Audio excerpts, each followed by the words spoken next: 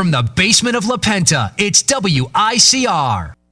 Hello, Iona College. Welcome back to the Sports Vault. Jersey Joe and Big Shot Rob back in action. Another phenomenal weekend of games. NFL, college, some baseball stuff. Haven't talked baseball in a while, but there is a mega deal in place. We will get to that, but let's kick it right off with the NFL. Week 11, the season has just been thundering, just going along so quickly. So many things. Rob, I don't know, because I started thinking about it. We're kind of coming down to the home stretch. Things are kind of evening out. We're almost at the end of it. So I'm thinking, who's my top five? Who's your top five? For me, I think the hands-down number one team we all agree on right now is the New England Patriots. 8-2, they win again last night on Sunday Night Football against the Colts. I mean, the amazing thing is Tom Brady didn't even have to do too much. I mean, they just get these random guys to just come into the picture and they're just unbelievable. And the Patriots, the system, it works. They fix it all the time. It's just remarkable. And to me, they're the best team in the NFL right now. Oh, they most definitely are, Joe. But for my number one, I went with the Green Bay Packers.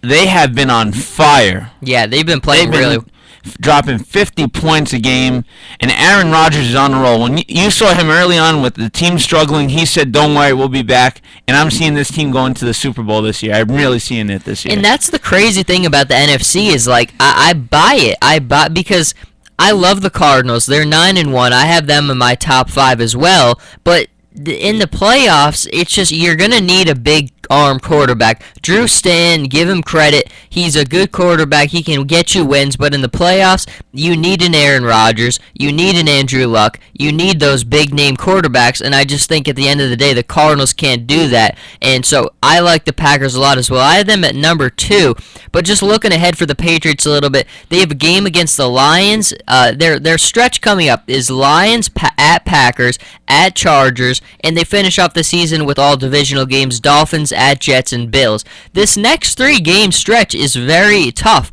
Lions at Packers and at Chargers, especially those 2 road games in a row. Now, Packers-Patriots, that could be a potential preview of the Super Bowl. It really could. Oh, that would be awesome. And that game, Joe, when it's coming up, it's going to be a great game. I see New England winning this one, though, overall, because I think New England is better defensively, and I think when you look at Green Bay, they really don't have a strong defense. Yes. And there's been for years, Green Bay really hasn't had a great defense, so Tom Brady will be able to abuse it. I think the game is going to focus on is Aaron Rodgers going to be able to break through this Patriots defense. That's the only way that the Packers team is going to win. He has to drop at least 40 points in this one. I'm with you. Now, let's go on to the next. For the next couple, I have the Cardinals at 3 now. The Cardinals at 9-1. They're just well coached. They execute well. They're a good football team. But their stretch coming up again. They're at Seattle, at Atlanta. They play the Chiefs. They're at the Rams, the Seahawks. They finished their last 3 games.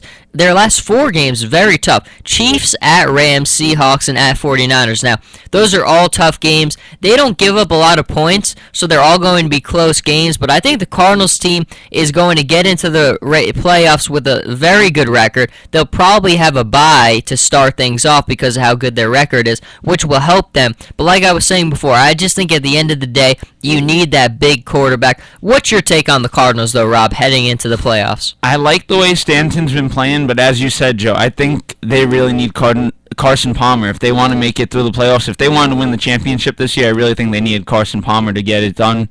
Their defense has just been awesome. We saw yesterday what they did versus the Lions.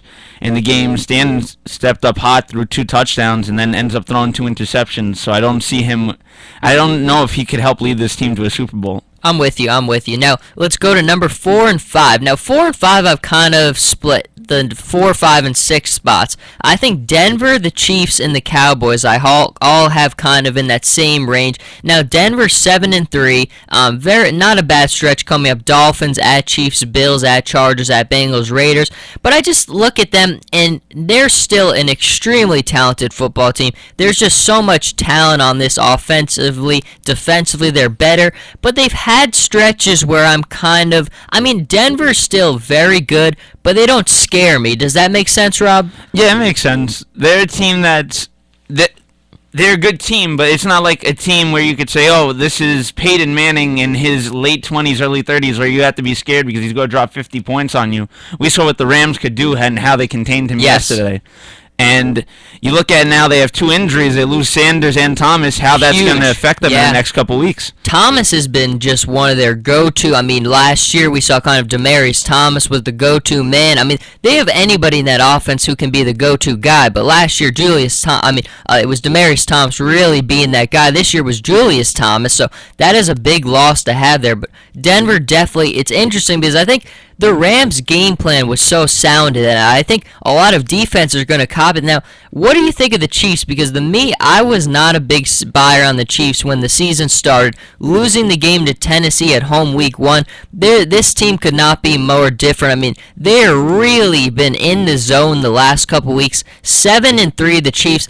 I think the Chiefs beat Denver in 2 weeks at home. I really do. I think the Chiefs are playing really well. They know what their identity is. I mean, they're a team that does not turn the ball over. They're sound on defense. They have playmakers there. And Alex Smith is just a guy in full command of the offense. They run the ball well. They do a lot of things really well. Nothing fantastic, but when you don't turn the ball over and you can execute, you're going to win a lot of football games. And they're well coached, and they do all those things. Oh, they do, Joe.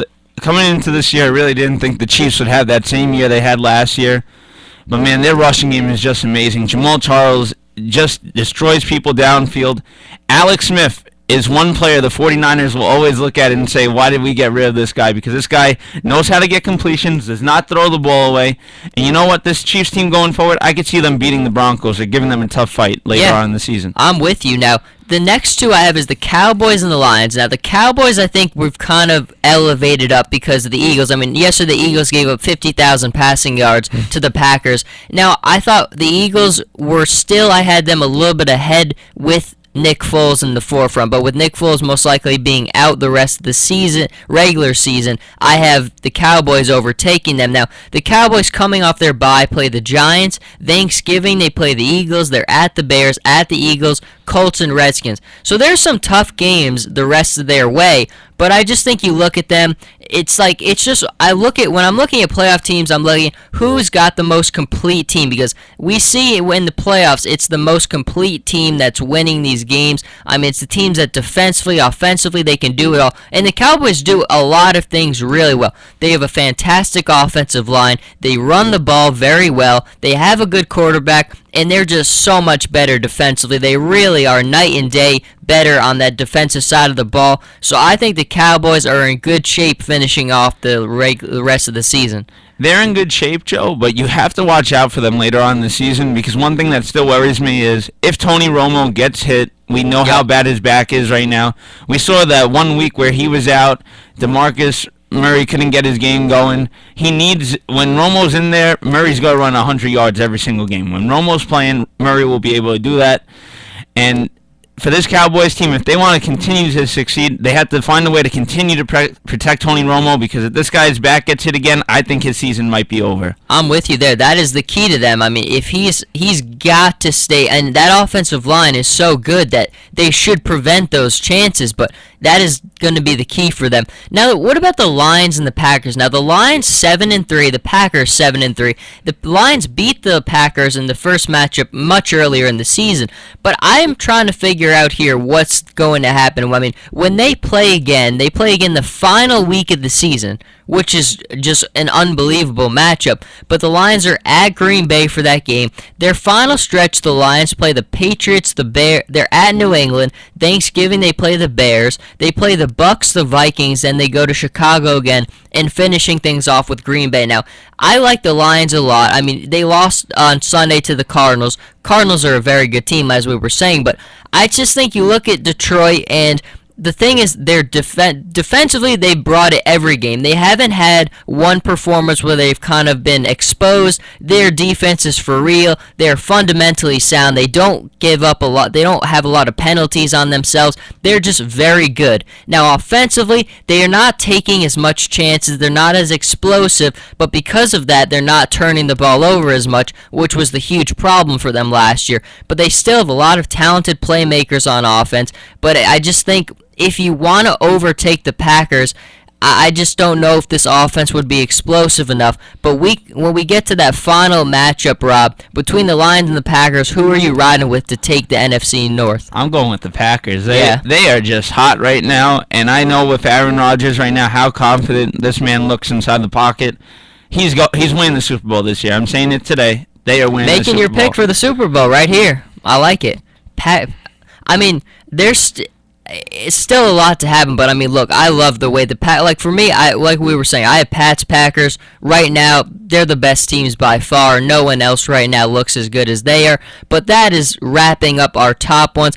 Going over some of the notable games this week. I mean, I'll be honest, the 1 o'clock games were kind of rough. Not a ton of big action in those 1 o'clock games, but the NFC South continues to amaze me. I mean, in the broadcast yesterday, one of the announcers was saying, who wants the NFC South? I don't think anybody wants the NFC South. It was just brutal. I mean, Falcons winning this game, now taking over possession of first place in that division, but they're 4-6. The Panthers are 3-7. The Saints losing again. Rob, I cannot for the life of me figure out what's the deal with the Saints. I don't get it. It's like the defense totally took a step down this year. How do you go from they were horrendous, they bring in Rob Ryan, unbelievable, they change it, it's so good, and now it's terrible again? I don't know how that happens. It's unexplainable. There's no way you go from such a great defense to this, and that's why they're suffering this year. This division, the NFC South, it's a joke. Because right now the Buccaneers are 2-8, Joe, and they're 2 games out. That's the biggest joke to me in my eyes right now with this division. The fact that you're 100% right. The fact that Tampa Bay is that close is scary because Tampa Bay is awful. Just awful. I mean, I have no faith in any team in this division. It's a mockery. It really is. I mean, and it's amazing because the last couple years, we've seen this division change hands so many times. I mean, you had Tampa Bay a couple seasons ago, Carolina last year. It's changed hands so many times. And I think at the beginning of the season, we were all like, it's pretty safe. The Saints are definitely the best team. The Saints are it's a disaster right now. It really is. That I just cannot put my finger on top of what's going wrong there. You just watch them, and I just can't figure it out. It really just, things aren't working. Things aren't clicking. But that is the take there. But let's talk about that Redskins-Buccaneers matchup, because the Redskins are awful. They are really bad. I mean, they're coming off their bye. I don't think anybody expected them to lose this game against Tampa Bay coming off their bye. And there was been a lot of talk with RG3. And I'm going to be honest, he kind of threw his team under the bus. Now, he didn't directly come out and say that, but he kind of subtly said it. He said, great quarterbacks don't play well when their guys don't play well. He said something along the lines of his great quarterbacks, the Paytons, the Aaron Rodgers, those guys don't play well if their guys don't play well. They don't. We need everybody. I need every one of those guys in that locker room, and I know they're looking at me saying the same thing. I'll never quit on them, and I need them to do the same. Now, Rob, is that kind of throwing his teammates under the bus? Oh, that totally is throwing them under the bus. This guy, first of all, shouldn't even come out with a comment like this. No. Because his career, ever since tearing his ACL, has gone totally downhill. Went from superstar level, the guy who was running all the time, to he can't do that anymore. And I don't think anybody on his offense right now, Joe, has any respect for him right now. I think they all want him out of Washington. No, and know it this morning, too. Deshaun Jackson had a post on Instagram also kind of throwing his teammates under the bus. There's a lot of disunity in Washington.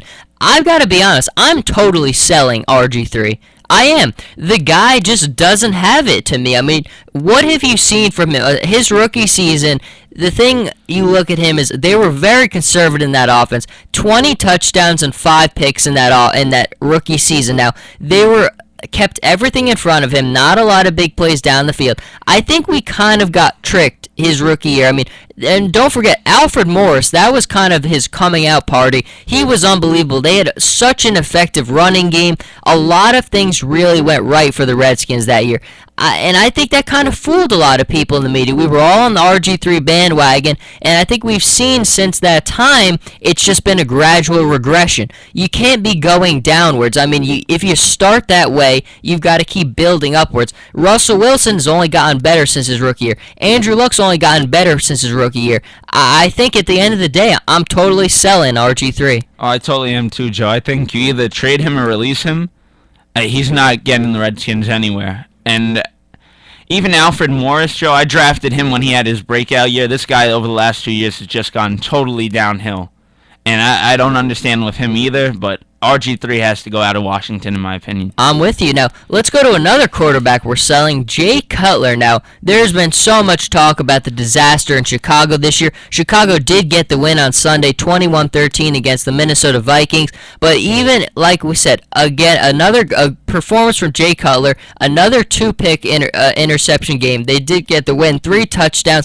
But look, I mean, I was having this conversation with Ian Sachs, one of our sports guys, this morning, and I was saying, if you take a guy like Alex Smith and you put him in that Bears offense, that is a heck of a football team because their problem is turnovers. Jay Cutler is just a turnover machine. His maturity, I mean, I would never want this guy to be the leader of my football team. Hey, look at his body language on the field. I mean, look, the guy's a baby. He really is. I mean, when things don't go right, pouting on the field. I hate his body language. I hate his attitude. That's not what I want from my franchise quarterback. And I got to be honest, things for the Bears are ugly this year. I'm looking in a different direction because Jay Cutler is such a guy who fools you because he has talent. He's shown you he can win a lot of games, but I don't want all the extra things I have to deal with when it comes to him, the turnovers. You can't turn the ball over and win Super Bowls in the NFL. Jay Cutler will never be a Super Bowl winning quarterback. I think the Bears got to go in a different direction. Oh, they most definitely do, Joe. But the thing you look at is his salary is so high. Oh, my goodness. Who wants to take that salary for a terrible quarterback? I think he still is like $31 million guaranteed, so there's not a lot you can do there. Unbelievable, though. So we're definitely selling those ones. When we keep on looking at some of the games from this past weekend, a lot of very good ones. Now, we kind of see with the... I want to go to the 49ers for a minute because I starting to kind of think more about them. I mean, 6-4. I think it's 100% for certain. NFC West is the Cardinals division, but the 49ers and the Seahawks don't scare me. But the Niners are kind of weird because they're winning the games, but it's still not pretty. What is your take on the Niners? They're a good team. Their personnel is tremendous. Yeah. But this team is good defensively. We saw what they did versus the Giants. They're not so great offensively because I don't think they have such a great quarterback in Colin Kaepernick. Their defense, though, everybody's starting to come back from their suspensions. Aldon Smith returned. For one thing I see hurting them down line is the loss of Patrick Willis. Their middle linebacker really is going to cost them this season. Big one. And another game we had yesterday, the San Diego Chargers, the Oakland Raiders. The Chargers winning 13-6, and let's be honest, it wasn't pretty for the Chargers. It really wasn't. You would think coming off their bye, they really would have been more in command of this game. They got the win, and sometimes that's all you need to do in the NFL. But the Chargers, I mean, look, it's a battle. In the AFC, you really can't count out a lot of teams. I mean, there's going to be so many teams who are in it. I mean, you have the look at the Browns. The Browns started off Sunday in first place, and they finished it in last place. I mean, that just shows you right there the incredible depth of the AFC. So the Chargers are in a tough spot here because they have another favorable game coming up. I mean, I don't know if favorable is the right word. I mean, against a Rams team, a very good Rams team who just beat the Broncos. But, I mean, you look at the Chargers, it's tough. I mean, when you have Phillip Rivers, and we saw Antonio Gates coming out and saying that he's been dealing with a little bit of a nagging injury, so that could be part of it too. But I like the Chargers a lot, but it's a testament to how strong the AFC is that, I mean, this team might not even get into the playoffs. Yeah, the AFC, Joe, is really tough to get into, but the biggest question I have, and I've been wanting to ask you this for the past couple weeks, I saw that when I looked at the Chargers this season, I saw them as a great team coming in. Thought they were going to be so much better. First couple weeks, they were on fire, beat Seattle. Now, my opinion, why are they going downhill so much? I don't understand this team whatsoever. That's the amazing thing. I mean, and the crazy thing, too, is they got a lot of people back for this game. Coming off the bye, they get Ryan Matthews back, they get Melvin Ingram back, they get Manti Te'o back. So you would think all these additions, they'd be just in full throttle going up.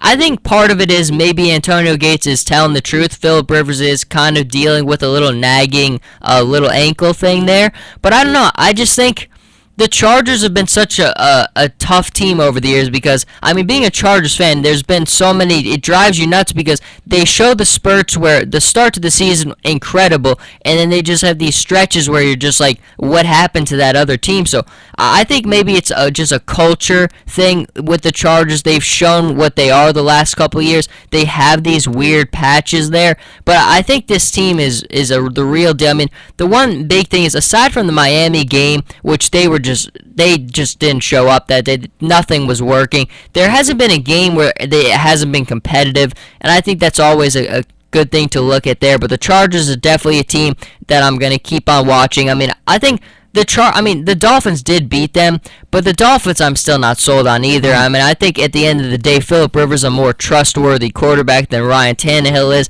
So there's still so much to consider in the AFC. These final couple of games are going to be so important, I mean, because we just have no idea. But there is one more game. Tonight, the Monday night game, I'm going to be honest, it's a stinker. The Steelers and the Titans. Rob, who do you have in this one? Oh, I have the Steelers, Joe. The Titans this year just tremendously awful. I thought that the signing of Wisdom would be awesome for this team.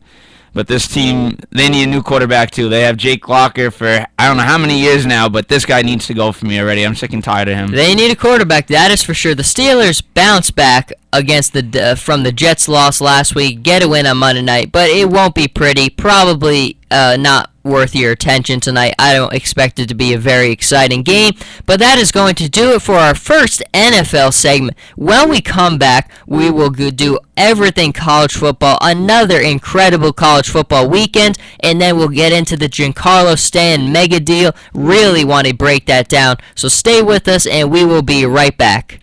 WICR presents another